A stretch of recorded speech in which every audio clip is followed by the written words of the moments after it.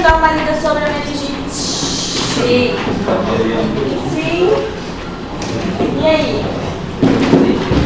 O que vocês viram sobre a meningite? Vocês acharam assim mais importante? Mata muito rápido, bacteriana, com certeza. O que mais?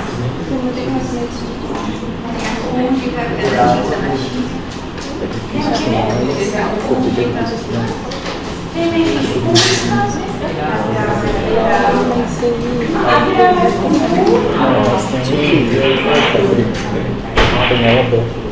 Mais leve, um caso mais brando, né?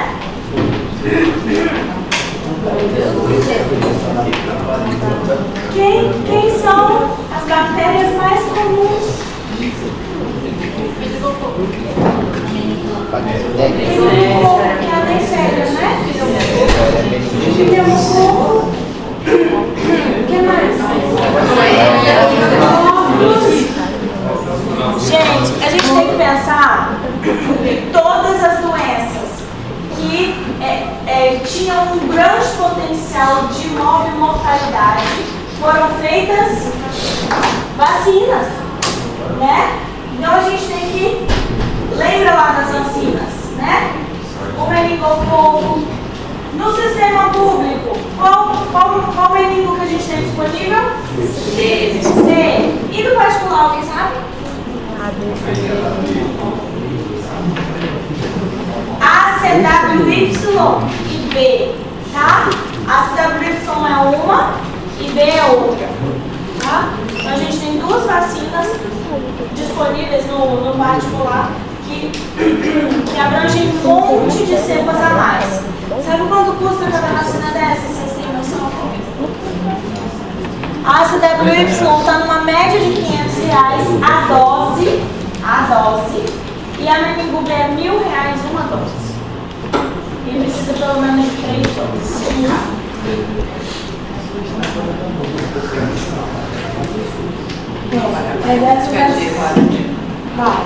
Mas vale bastante a pena. Então, vamos lá.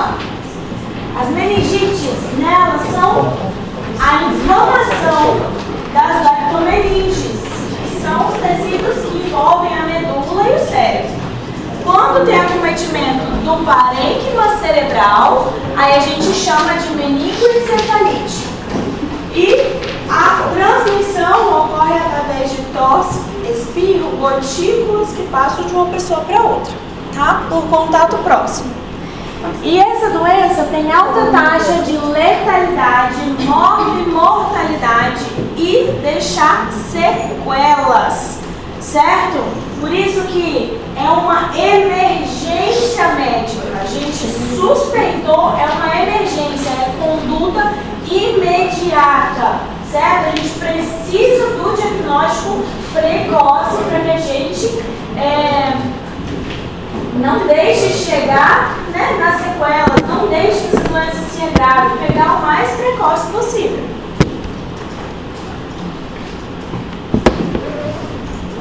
A epidemiologia. Então, a maioria é viral. Usa um quadro clínico um pouco mais leve, um pouco mais brando, e causam mais surtos. Os enterovírus são os vírus mais comuns, responsável por pelo menos 70% dos casos. Claro que a gente tem outros vírus que podem causar também.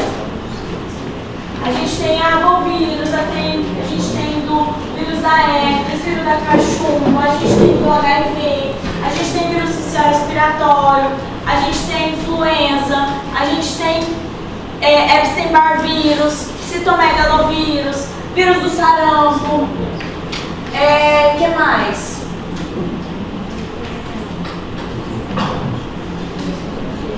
Pode causar meningite, gente, principalmente nos bebês recém-nascidos.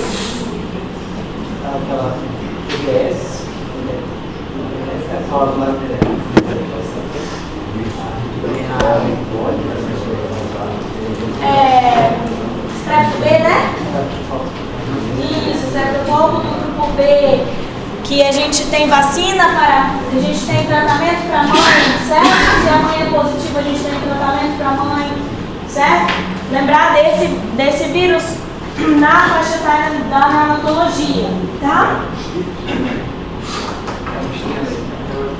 Já nas meningites bacterianas, a gente tem muito maior potencial de nova mortalidade. Então a gente precisa de tratamento imediato. Qualquer suspeita, a gente tem que iniciar tratamento precoce, certo?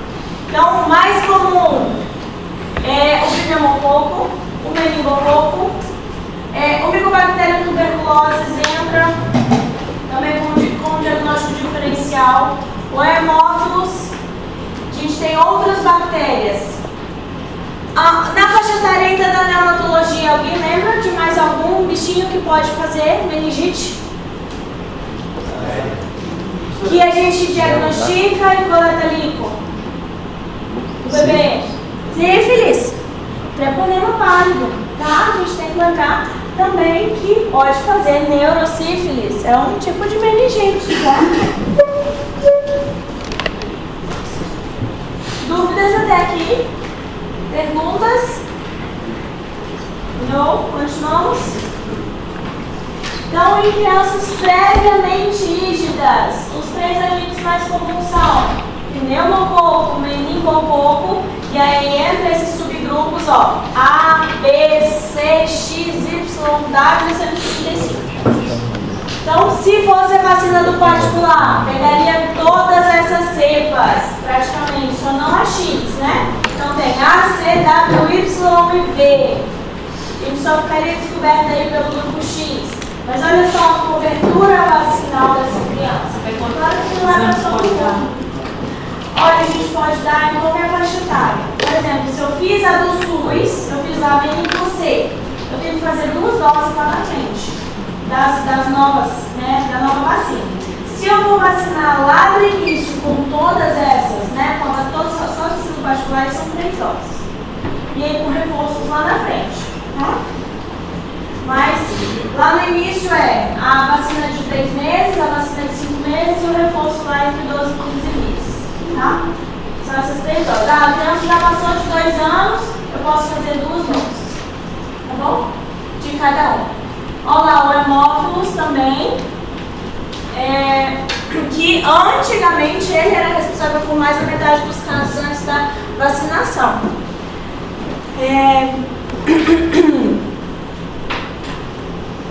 A tuberculose também, tá, gente? É pertinente como diagnóstico diferencial. É um agente relevante, mas é um diagnóstico diferencial. E eu coloquei esse tópico, vacinação. Como as vacinas fazem diferença hoje no nosso tempo? Antigamente, a incidência da meningite era muito mais alta. Antes de 2022, a incidência da meningite era muito alta. Após 2022, caiu mais de 70% dos casos, tá? Vacinação, importantíssimo. Prevenção é o melhor tratamento, é a prevenção, tá? Então, ó, por faixa etária, quais são os agentes que mais pegam a meningite bacteriana na faixa neonatal? Enterobactérias. Geralmente essas bactérias é daquele bebê que fica nas UTIs neonatais, tá, gente? Por isso que a incidência é tão grande, ó. Klebsiella, Proteus, Serratia, esses são bactérias de colonização de UTIs neonatais, certo?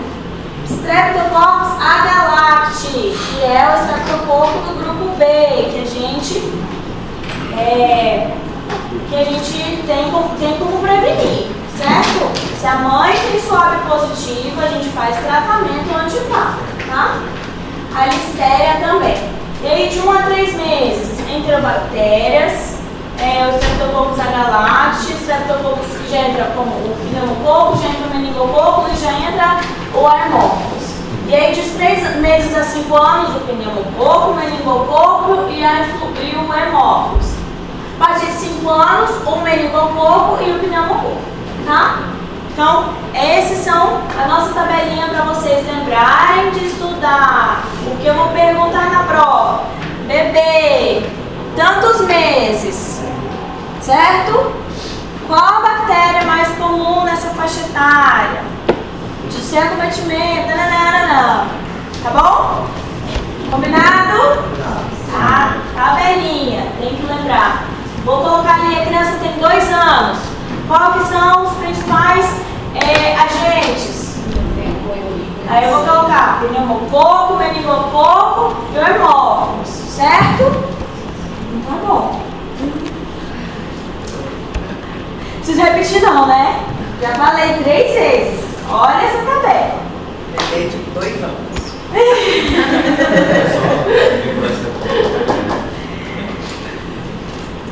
Certo. E como é que é a fisiopatologia, né? A gente geralmente começa pela disseminação hematogênica, tá? Que está em outro sítio e vai via hematogênica para o nosso sistema nervoso central. E é importante lembrar que geralmente pode começar com aquela gripe, né? Começa com aquela gripe, começa com aquela sinusite, começa, né? No sistema respiratório, geralmente, e aí, por disseminação hematogênica, chega no nosso sistema nervoso central. A infecção, então, pode acontecer por disseminação hematogênica e também por contiguidade. Tem um foco ali na cabeça, tem uma sinusite importante, tem uma mastoidite, certo? Coisas que já estão ali na cabeça, que pode levar a uma abscesso cerebral, pode levar a uma meningite, tá? Então, ó, disseminação hematogênica, a gente tem por contiguidade e também a gente tem por bactéria inoculada, após traumatismos cranianos, né? Fez traumatismo, a bactéria entrou após o trauma, né? Então, após uma cirurgia, precisou colocar uma DVP, aquela derivação, né? Tem crianças que têm hidrocefalia, precisam fazer a retirada da quantidade de líquido, né? Colocam uma válvula, estão colocando aquele implante coclear, aquela criança que é surdinha, né? Para começar a ouvir.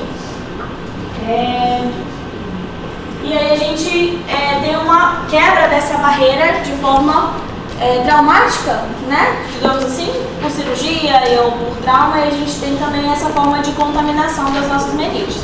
Então, forma hematogênica, forma de contiguidade de outras infecções ali na cabeça, né? E a gente tem pela bactéria inoculada após algum tipo de trauma, tá? Que rompe essa menite. E aí a gente tem uma resposta inflamatória importante. A gente tem essa lesão endotelial da barreira hematocefálica, e aí a gente perde esses mecanismos autorregulatórios. Aí começa a ter um edema do parênquima, a gente tem o aumento do líquido da cabeça, então aumenta a pressão intracraniana. Isso pode ocasionar o quê? A isquemia, lesões citotóxicas por causa. Lesões citotóxicas por conta da resposta inflamatória naquele local, que solta as toxinas, certo?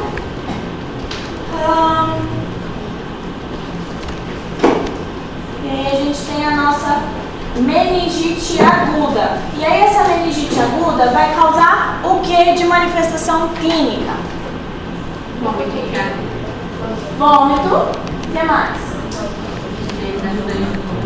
Rigidez de nuca. Prostração, fadiga. O que mais? Febre. Sinais meníngeos. O que mais? Fotofobia pode ter? Pode. Não é tão comum, mas pode ter. Dor de cabeça, tá, gente? Dor de cabeça, cefaleia intensa. Então vamos lá. Prostração, a criança está jogadinha, aquela criança está sonolenta, a criança vem com febre alta, ou então ao contrário, aquela hipotermia, né? Dor de cabeça. cabeça intensa, cefaleia persistente, rigidez de nuca, convulsão ou sintomas neurológicos focais, né? Aquela convulsão complexa em vez de ser aquela convulsão mais simples. Sinais de irritação meníngea. Quais são os sinais de irritação meníngea?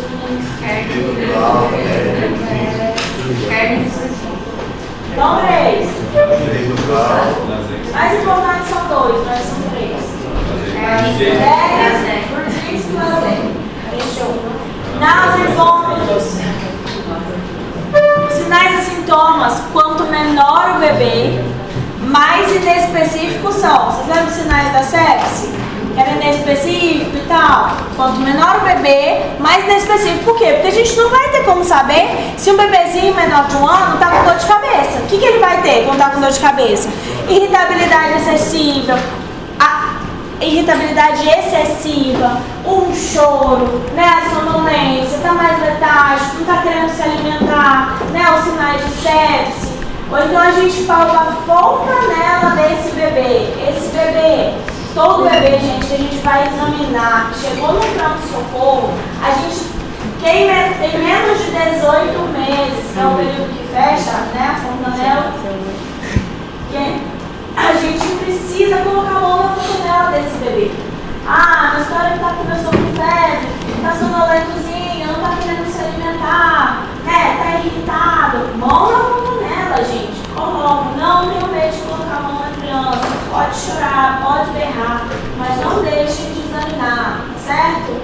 Tem que colocar a mãozinha na fontanela. Como é que ela vai estar?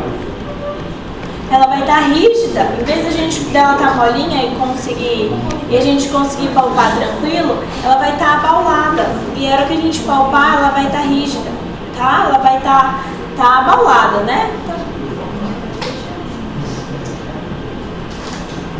Então, os principais, sinal de Kernig, sinal de Brudzinski. E aí tem como que a gente faz cada um dos sinais. Tá? Como é que a gente vai fazer? A gente vai colocar, ó, Brudzinski, a criança deitada, decúbito dorsal, a gente vai flexionar a cabeça em direção ao dors.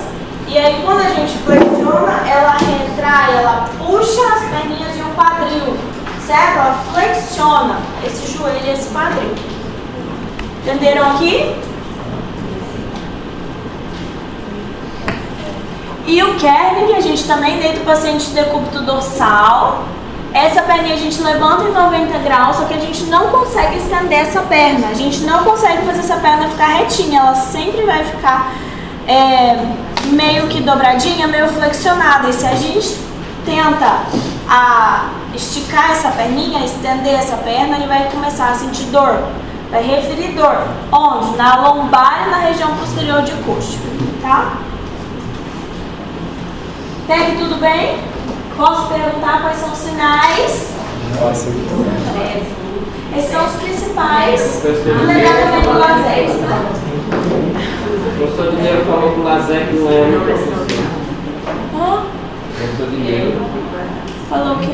o LASEG não é um sinal do dinheiro.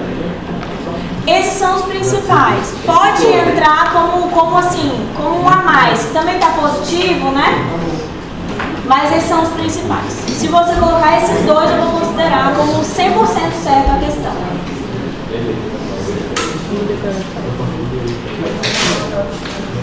E aí?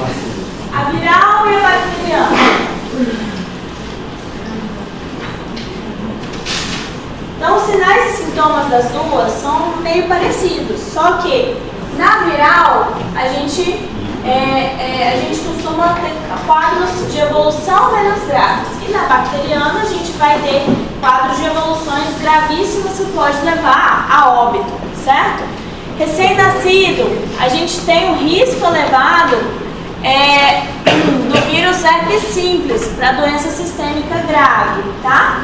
O vírus da herpes no recém-nascido pode levar a uma doença sistêmica grave, que pode ter acometimento cardiológico, a gente pode ter acometimento do sistema adrenal, a gente pode ter outros acometimentos no vírus da herpes em relação à meningoencefalite no recém-nascido. Já as crianças maiores, no quadro viral, apresentam esse quadro um pouco mais brando. Na bacteriana, a gente tem os sinais e sintomas clássicos, né, de irritação meníngea. A gente tem a febre, a náusea, o vômito, a irritabilidade, cefaleia intensa, pode ter alteração do nível de consciência, aquela criança que chega com um Glasgow ali em meia boca, certo? Ou então aquela criança que já chega para você meio comatosa, já que não responde muito bem, já que responde a estímulo doloroso, mas já não faz contactação, certo? Já não reconhece os pais, pode chegar assim, tá, gente? A rigidez de nuca e pode cursar com um quadro clínico muito mais grave e muito mais sequelas. O exantema purpúrico e a evolução para o choque estão relacionados com a doença meningocócica também, tá?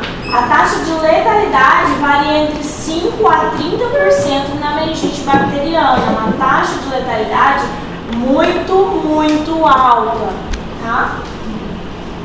E a gente pode ter complicações muito graves na meningococcemia. Cometimento neurológico, miocárdio, abdômen agudo inflamatório, a gente pode ter CIVD, né? A gente pode ter uma púrpura fulminante, a gente pode ter choque, certo? Então, assim, é um quadro que leva a complicações graves, certo? Meningite bacteriana é grave, leva a complicações graves, leva a sequela neurológica, repetindo inúmeras vezes, sequelas, tá? Então, diante da suspeita clínica para meningite, a gente precisa fazer o quê? A gente vai investigar o que essa criança estava acontecendo com ela. Essa criança começou com um quadro de gripe há 1 semana, ou há 2 semanas começou com um quadro de gripe, né? Essa criança chegou ou não a usar antibiótico nesse período? Essa criança está com febre persistente agora? Essa criança teve febre no início do quadro, melhorou e voltou a ter febre? A gente precisa entender isso e precisa ver também o que é importante. Vacinação. Pega o cartão vacinal dessa criança. Onde está o cartão vacinal? Doutora, está atualizado? Não, eu quero o cartão. Certo? Porque às vezes para a mãe tá bonitinho, tá atualizado, a gente vai lá e olha, opa, tá faltando um meningo, certo? Tá faltando lá um pneumococo, não fez a última dose, entenderam? E contato com pessoas, certo? Teve contato com uma pessoa que estava muito gripada, teve contato com uma pessoa que depois ficou hospitalizada, certo? A gente pergunta isso na nossa anamnese, tá? Teve uma viagem recente, alguma área endêmica. E aí a gente, durante a nossa anamnese, a gente pode conseguir prosseguir com a nossa investigação diagnóstica. E aí no diagnóstico? Qual é o exame diagnóstico? Qual é, gente, o exame diagnóstico para meningite? A gente tem que coletar o líquor, mas a gente vai poder coletar o líquor de todas as crianças?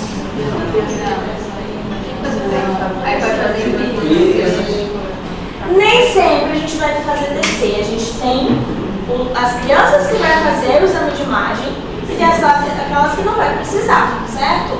Então, a gente precisa do exame do líquor, certo? Mas algumas crianças não podem fazer exame do líquor. Quais são as crianças? Isso aí. Então, assim, ó, algumas crianças que podem fazer líquor, as que a gente conseguir fazer naquele momento, que elas têm estabilidade clínica e hemodinâmica para a coleta do líquor e não tem sinais de hipertensão intracraniana, a gente pode coletar o líquor, a gente coleta o líquor. E a gente também pede a cultura desse líquor, certo? Não esqueçam, a cultura do líquor. Cultura do líquor. Não podemos fazer o líquor dessa criança. Ele tem sinais meníngeos, ele tem sintomatologia. A gente não consegue coletar o líquor agora. Mas essa criança depois a gente tem uma hemocultura positiva. A gente também considera, certo? Vamos lá, vou voltar para o slide agora para vocês ouvirem e lerem, tá? Então a gente coleta o líquor para análise quimiocitológica, microbiológica, que é cultura, e a biologia molecular.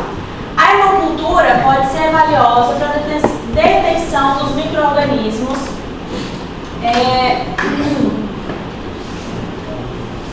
E a gente não pode atrasar a administração da antibiótico terapia. Se eu não consigo coletar o líquor, mas ela tem sinais de meningite, eu vou fazer a antibiótico terapia.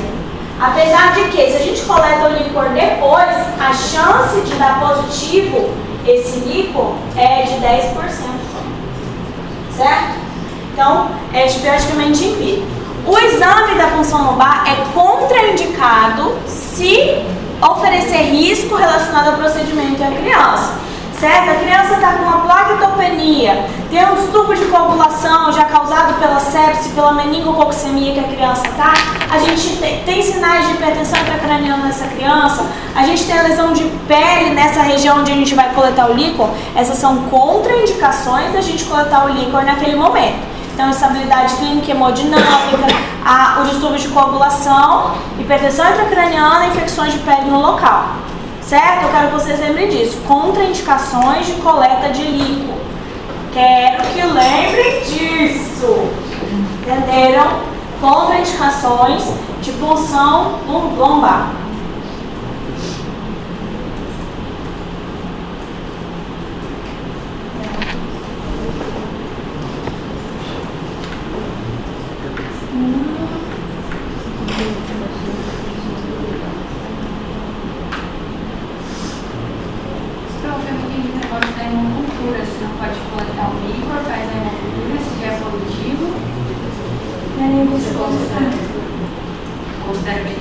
Aqui, ó. Tá aqui, tá um pouquinho mais pra frente. Ó, o isolamento de agente bacteriano no líquor ou hemocultura de paciente com aumento de leucócito no líquor. Por exemplo, o meu líquor não deu positivo. Ou eu não consegui uma coleta suficiente desse líquor para fazer a cultura e a microbiologia. Mas tem lá uma leucocitose importante nesse líquor. Eu confirmo o diagnóstico. Vocês entenderam? Hemocultura positiva com aumento de leucócitos nesse líquor, a gente também considera meningite bacteriana. É isso. Entenderam? Mas precisa ter o estudo. É sempre bom ter. Aí eu não consigo coletar naquele momento. A criança estabilizou depois, eu coleto depois. Tá? Deixa eu voltar aqui. E aí eu vou interpretar esse líquor. Eu não vou cobrar essa tabela, tá, gente? Mas vocês precisam saber essa tabela. O que vocês precisam saber? Que na bacteriana existe uma leucocitose muito grande em relação às outras doenças, certo? Então tem mais de 1000 células em relação às outras doenças. Ó, o vírus vai ter sempre abaixo de 1000 células no líquido. Na bactéria, muito mais de 100. Tem infecção fúngica geralmente o mais comum é a cândida, tá, gente? O agente fúngico principal é a cândida. E da tuberculose já não é tão alta, é menor de 300. Vocês entendem isso? Para vocês darem uma olhada como que o líquor é em cada tipo de infecção, tá bom? Então, o que é o mais importante a gente ver? O nível de proteína, tá? Proteína no líquor é importante, a glicorraquia é importante, a glicose desse líquor, a quantidade de células ou da leucocitose nesse líquor. São os 3 padrões que a gente geralmente foca, tá? Então, ó, os leucócitos na bacteriana é sempre muito aumentada, certo?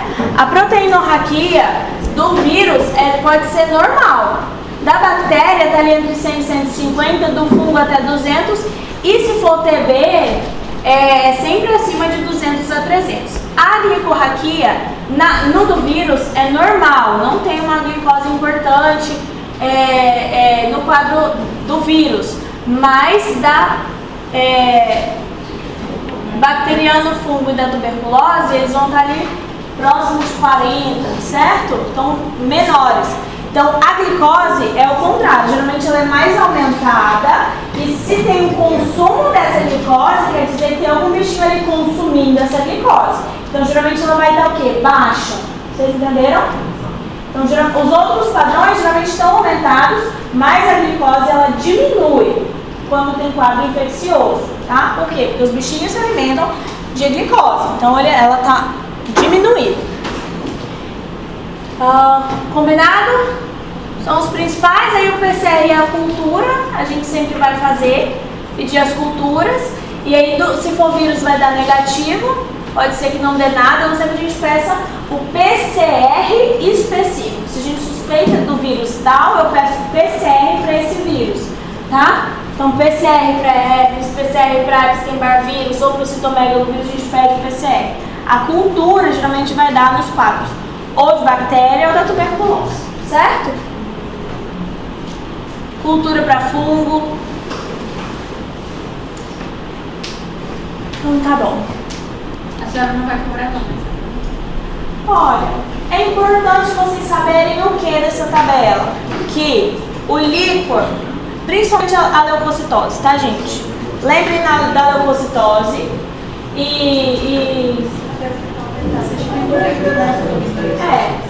saber o que está aumentado, saber o que está diminuindo, tá bom?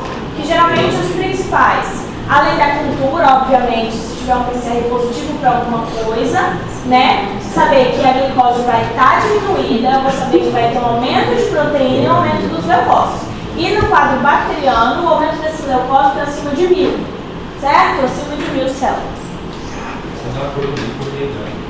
Hã? A cor do líquor e o quê? E a idade? Se ele é mais envelopado, se ele é mais um pouco mais velho. Pode ser também. Pode ser aquele líquor turvo já, né? A gente já vê. Mas esse líquor turvo, em criança previamente rígida, eu nunca vi. Eu geralmente vejo assim, esses líquor mais feios nas crianças previamente neuropatas, que tem aquela DVT, ou tem algum dispositivo que aconteceu alguma coisa de trauma ou de cirurgia prévia para ter esse líquor mais turvo, assim. Criança previamente rígida, ele pode vir um pouquinho mais turvo até, mas tipo assim, meio purulento já, luz, assim, são essas crianças com dispositivos, tá? Com certeza é bom. Mas ele tem que ver muito a história clínica também, né? A história clínica, a criança que está internada, é imunossuprimida, para a gente pensar também no quadro fúngico, porque tem muito disso, né? O fungo não acomete assim do nada. O fungo geralmente a criança é imunossuprimida, já com internação prolongada, com uso de muito antibiótico, aí o fungo, ó, vai lá, tá? E o diagnóstico de imagem, a gente não tem indicação de rotina para todo mundo o exame de imagem antes de coletar o líquido. Porém, a gente tem indicações específicas para fazer a tomografia. Então a gente tem, a criança está convulsionando muito, a criança está com algum déficit neurológico focal, a criança tem uma redução importante do nível de consciência, né, grave. A gente tem pacientes que já têm uma má formação do sistema nervoso central, ou essa criança tem já uma válvula de uma DVP, por exemplo, né? Essa criança tem distúrbio de coagulação, essa criança tem uma doença de von Willebrand, essa criança tem uma doença de trombocitopenia. Então, são doenças que a gente tem que evitar a punção, certo? Porque ela pode sangrar mais, sangrar muito. Ou então a gente pode pensar que essa criança pode ter tido algum trauma e pode estar sangrando lá dentro da cabeça, certo? Sempre quando a criança tem algum tipo de coagulopatia ou trombocitopenia, a gente precisa fazer exame de imagem, porque pode estar sangrando dentro da cabeça. Professora, tá? Chica. Basicamente é a mesma coisa da medicação. Eu sei que eu vou fazer pesquisa. Desculpa. A mesma criança que é contraindicada para fazer o líquido, eu vou fazer pesquisa. Exatamente. Praticamente isso. Tá? A gente tem um score lá nos Estados Unidos, que é esse score para meningite bacteriana, tá? Então, o que esse score nos diz? Ele Ele quer nos ajudar a identificar o alto risco ou baixo risco dessa criança estar com meningite bacteriana. Então a gente vê os sinais e sintomas que essa criança apresenta. E a gente coloca dentro dos critérios, se essa criança não tiver nenhum desses critérios, ela tem um risco de 0,1% de estar com meningite bacteriana, se ela não tiver nenhum dos critérios desses a seguir. Então, se ela não tem bacterioscopia positiva, se a contagem de neutrófilos dela é menor do que 1000, no líquor, tá? No líquor. Se a proteína desse líquor, ela é maior do que 80, ela é menor no caso, né? Se essa proteína é menor do que 80, se os neutrófilos maior que 80, se a proteína é maior do que 80, se os neutrófilos do sangue, tá? Os leucócitos ou segmentados desse paciente é maior do que 10.000, essa criança está tendo crise convulsiva ou teve, né? Se ela tiver qualquer um desses critérios, ela já tem um alto risco para estar com meningite bacteriana. Se ela não tem nenhum desses critérios, ela tem 0,1% de ter meningite. Então é muito, muito baixo risco, certo? Então esse score nos ajuda a colocar essa criança, se ela é baixo risco, muito baixo risco, de estar com meningite bacteriana. E aí o que eu falei lá atrás, a gente fez o líquor, não conseguiu cultura desse líquor, mas a gente tem uma hemocultura positiva com um paciente que tem um aumento de leucócitos nesse líquor, já está com meningite bacteriana, certo? A presença de um ou mais critérios lá desse Bacterial Meningite Score, qualquer critério desse positivo, a gente já coloca como risco aumentado de meningite bacteriana e a gente já trata como tal até o resultado das culturas. Pedi as culturas, mas já entrei com antibiótico, já entrei com tratamento. Não vou esperar sair cultura para entrar com tratamento, certo? E qual é o tratamento, gente? Ampicilina e ceftriaxona. De novo? Ampicilina e ceftriaxona. Ampicilina e ceftriaxona. Não. Mais ou menos. Ó, a ampicilina ligado a um aminoglicosídeo, no caso a gentamicina, no período neonatal. Sim. No período pós-natal, a gente tem que entrar com uma cefalosporina. Certo? Aí a gente entra com ceftriaxona. Vamos lá.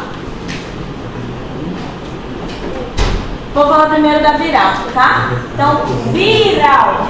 Primeiro, a gente sempre tem, gente, que lembrar de estabilizar o nosso paciente, tá? Chegou uma criança, não é só entrar com ceftriaxona, a gente estabiliza clinicamente esse paciente.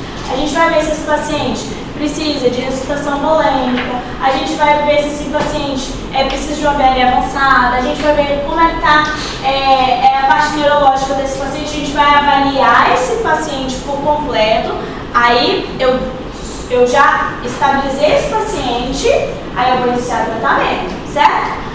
Eu pensei que é uma meningite viral. E ele tem contato com herpes. Ele tem lesão herpética. Qual é o tratamento para esse paciente? Aciclovir. Certo? Ele tem uma lesão herpética. Tem uma lesão de herpes. E esse paciente tem sinais de meningoencefalite. Vou entrar com tratamento para herpes com aciclovir, para meningite, certo? Herpética com aciclovir. Não cobrarei dose, mas precisam lembrar do aciclovir, beleza? Na faixa etária neonatal a gente só modifica a dose, mas continua a mesma, tá? A mesma medicação. No tratamento bacteriano, Lá fala exceto. exceto o quê? Para. A maior parte das vezes, exceto para meningoencefalite herpética. Ó, indica-se tratamento sintomático sem necessidade de internação hospitalar. Na meningite viral, vocês têm coragem de mandar uma criança com suspeita de meningite, mesmo que seja viral para casa? No protocolo, fala que pode mandar com sintomático para casa, exceto, a gente não manda para casa se for a meningoencefalite herpética. Entendeu? Agora? Só que eu não tenho coragem, mesmo que seja viral, melhor ficar ali de observação, um pouquinho, de hospitalar, tá? Mas o protocolo fala que dá para mandar com sintomáticos para casa, certo? A não ser que seja herpético, que seja meningoencefalite herpética. Aí a gente tem que entrar com tratamento intra-hospitalar. E aí das meningites bacterianas, o tempo indicado varia conforme a bactéria, certo? Se for um meningococo, eu posso fazer 5 a 7 dias de tratamento.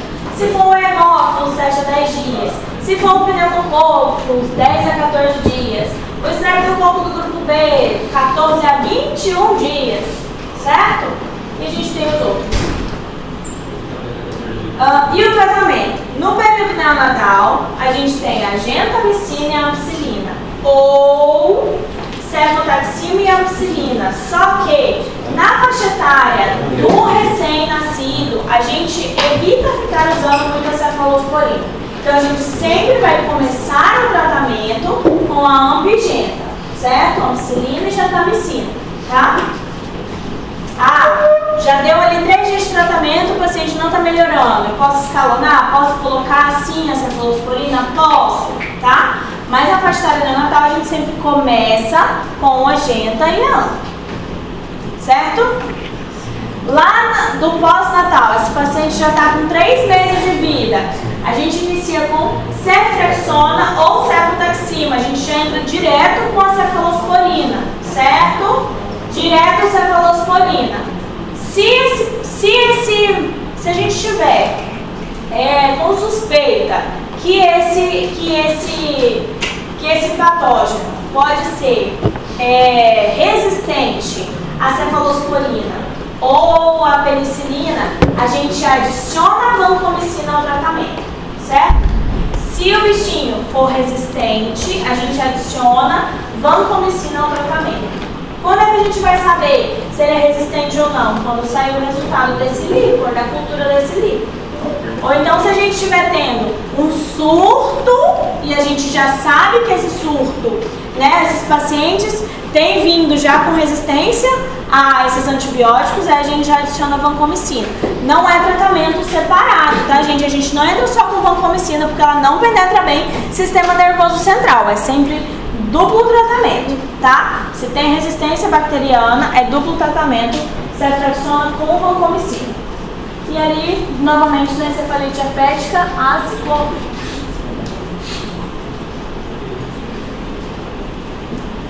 Tudo bem até aqui? Dúvidas? Quando fala o ou, esse ou significa a resistência do acima, né? Mais ou menos, Ou só a vancomicina que mudou ali do... É só a vancomicina que mudou, mas a gente entra quando tem resistência bacteriana, tá? Resistência àquele antibiótico, resistência à cefalosporina. No período neonatal, a gente sempre começa com ampigenta. Se a gente vê que o tratamento não está correndo bem, ou se saiu uma cultura, né, que tem resistência bacteriana, aí a gente troca o antibiótico. Quantos dias? Acabei de falar, depende do bichinho, isolado. Então, se for meningococo, se for hemófilo, se for pneumococo, aí tem um dia de tratamento para cada bichinho. Tá bom?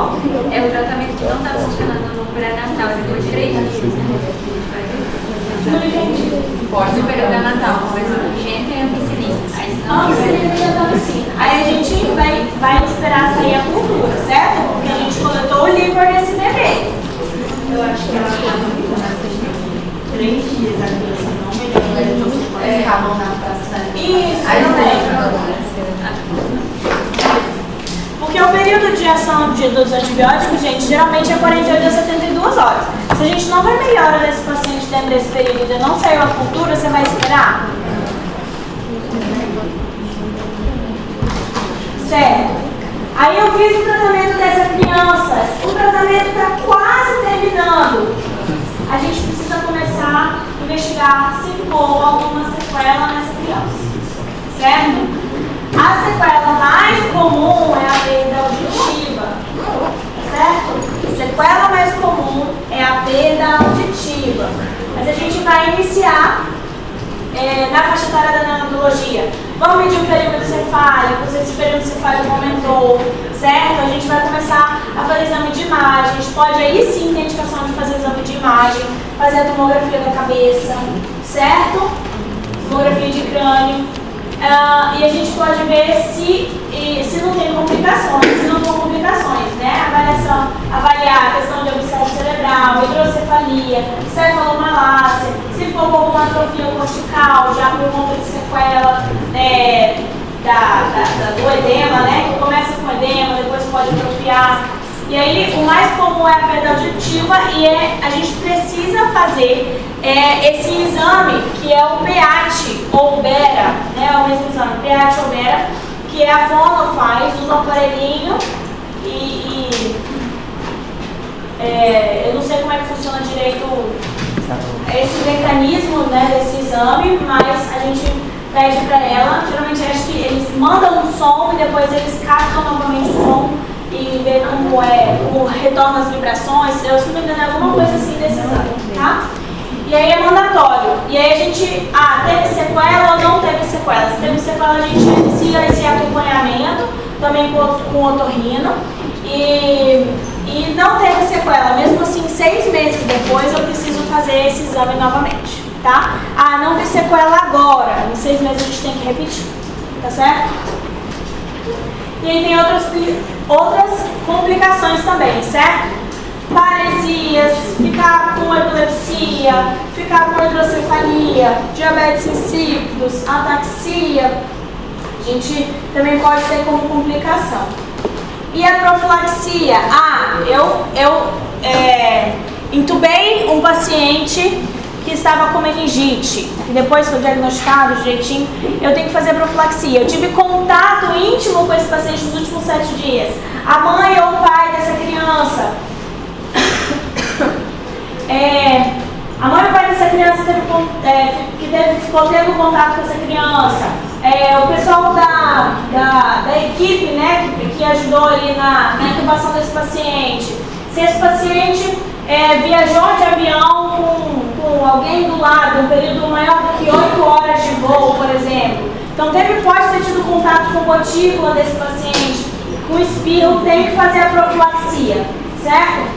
Se for diagnosticado, se for pelo meningococo, essa meningite, aí pode ser um tratamento com rifamicina, pode ser ceftriaxona, pode ser também ciprofloxacina, tá? São 3 opções.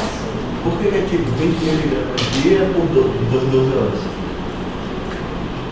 Não entendi a pergunta. Tipo 20 mg por dia a cada 12 horas, como assim? Por exemplo, isso aqui vai ser muito comum na vida de vocês na pediatria, esse tipo de coisa. Por exemplo, 20 mg por quilo dia. Eu pego o seu peso, multiplico por 20, certo? Que vai ser a miligrama por quilo. No dia. Então eu vou dividir a dose em 2. Vou dar 2 doses no dia, mas a dose completa, quando somadas, dá 20 mg por quilo. Deu para entender? Se fosse de 8 em 8 horas, eu vou pegar a dose dos 20 mg por quilo e vou dividir em 3 doses durante o dia. Você colocar 10 mg por quilo de 12? Não, falando sério. Mas a gente usa muito assim. Você vai ver, tem medicação que vai dar lá, 10 mg quilo dose, 10 mg quilo dose, aí você vai ter a dosagem daqueles horários. 10 mg quilo dia, aí você vai ver quantas doses ao dia e vai dividir pela quantidade de doses, tá? E se for hemófilos, é só a rifamicina, tá? Dúvidas, perguntas?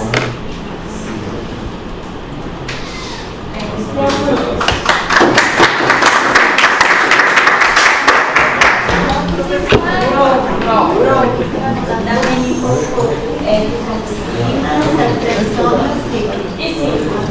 Ou, tá? Não é ele, é ou outro ou outro. O tratamento da vacina não tem que ser mais odonto.